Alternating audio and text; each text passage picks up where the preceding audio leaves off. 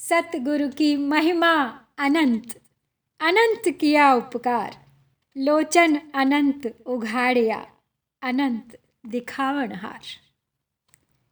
कबीर ग्रंथावली की तीसरी साखी है यह, लेकिन हमेशा की तरह पहले बात कबीरा की और फिर व्याख्या साखी की। कबीर के विषय में कई आश्चर्यजनक कथाएं प्रसिद्ध हैं, जिनसे उनमें लोकोत्तर शक्तियों का यानी अलौकिक शक्तियों का होना सिद्ध किया जाता है। महात्माओं के विषय में प्रायः ऐसी कल्पनाएं हो जाती हैं, की जाती हैं। हालांकि इस युग में इस प्रकार की बातों पर शिक्षित और समझदार लोग विश्वास नहीं करते। फिर भी चलिए कबीर के बारे में एक कथा है जिसे जान लेते हैं। हमारे लिए फ़िलहाल वही जानना पर्याप्त होगा, सिद्धि का आधार तो कोई है नहीं। कहते हैं कि एक बार सिकंदर लोदी के दरबार में कबीर पर अपने आप को ईश्वर कहने का अभियोग लगाया गया। काजी ने उन्हें काफिर बताया और उनको मंसूर हल्लाज की भांति मृत्युदंड की आज्ञा दे दी गई। बेड़ियों से जकड़े हुए कबीर नदी में फेंक दिए गए, परंतु जिन कबीर को माया मोह की श्रृंखला बांध नहीं सकती थी, जंजीरें बांध नहीं सकती थी माया मोह की, जिनकी पाप की बेड़ियां कट चुकी थीं, उन्हें ये जंजीरें भला कैसे बांध के रख सकती थीं। और वे तैरते हुए नदी तट पर आ खड़े हुए।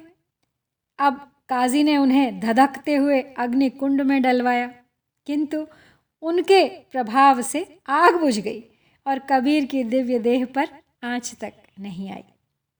उनके शरीर नाश के इस उद्योग के भी निष्फल हो जाने पर उन पर एक मस्त हाथी छोड़ा गया, एक पागल हाथी उनकी ओर छोड़ा गया। उनके पास पहुंचकर हाथी ने ही उन्हें नमस्कार किया, उनकी ओर चिंघाड़ता हुआ आया, नमस्कार करके भाग खड़ा हुआ। तो इस घटना का आधार कबीर का लिखा हुआ एक पद है। अहो मेरे गोविंद तुम्हारा जोर, काजी बकिवा हस्ती तौर, बांधे भुजा भले कर डार्यो, हस्ती कोपि सूंड में मार्यो, भाग्यो हस्ती चीसा मारी, वामूरत की मैं बलिहारी, महावत तोकु मारी सांटी, इसे ही मराऊं घालों काटी। लेकिन ये पद जो है प्राचीन प्रतियों में नहीं मिलता है। तो यदि यह कबीर जी का ही कहा हुआ है, लेकिन इस पद से केवल यही प्रकट होता है कि उनको मारने का प्रयत्न हाथी के द्वारा किया गया था। अब ग्रंथ साहब में कबीर जी का एक और पद मिलता है, जो गंगा में जंजीर से बांधकर फेंके जाने वाली कथा से संबंध रखता है।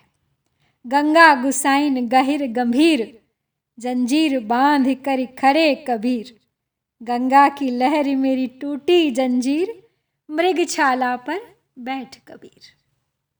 तो माया तो कबीर की अनंत है। उनका पूरा जीवन अंधविश्वासों का विरोध करने में ही बीता था।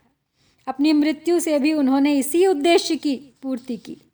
लोग कहते हैं कि काशी मोक्षदा पुरी है, जो काशी में जिसकी मृत्यु होती है उसे मोक्ष प्राप्त हो जाता है। तो मुक्ति की कामना से लोग काशी में निवास करके वहाँ तन त्यागते हैं, और मगहर में मरने का अनिवार्य परिणाम फल नरक गमन माना जाता है। मगहर मगध को कहते हैं। तो यह अंधविश्वास अब तक चला आ रहा है, लेकिन कबीर ने इसी के विरोध में मरने के लिए काशी छोड़ी और छोड़कर मगहर चले गए, और अपनी भक्ति के कारण ही अपने आप को उन्होंने मुक्ति का अधिकारी समझा, न कि काशी या मगहर के कारण। कहा भी है उन्होंने इसका खंडन करते हुए, हृदय कठोर मर्या बनारसी, नरक न बंचा जाए, हरि को दास मरै जो मगहर, सेन्या सकल तिहाई। उनकी अंत्येष्टि क्रिया के विषय में भी एक बहुत ही विलक्षण बात प्रसिद्ध है। कहते हैं कि हिंदू उनके शव का अग्नि संस्कार करना चाहते थे और मुसलमान उसे कब्र में गाड़ना चाहते थे। झगड़ा यहाँ तक बढ़ा कि तलवारें चलने की नौबत आ गई। लेकिन हिंदू मुस्लिम एकता का प्रयास करने वाले कबीर, उनकी आत्मा ये बात कब सहन कर सकती थी भला। तो आत्मा ने आकाशवाणी की कि लड़ो मत, कफन उठाकर तो देखो। तो लोगों ने कफन उठाकर देखा तो शव के स्थान पर पुष्प पाए गए, फूल। तो जिनको हिंदू मुसलमान दोनों ने आधा आधा बांट लिया। अपने हिस्से के फूलों को हिंदुओं ने जलाया और उनकी राख को काशी में ले जाकर समाधिस्थ किया। वो स्थान अब कबीर चौरा के नाम से प्रसिद्ध है। और मुसलमानों ने अपने हिस्से के फूलों से मगहर ही में कब्र बनाई। यह कहानी भी वैसे विश्वास करने योग्य तो नहीं लगती, लेकिन इसका जो मूल भाव है, इससे जो शिक्षा मिलती है, वो अमूल्य है। तो कबीर अनंत हैं, उनकी भक्ति अनंत है, उनकी माया अनंत है।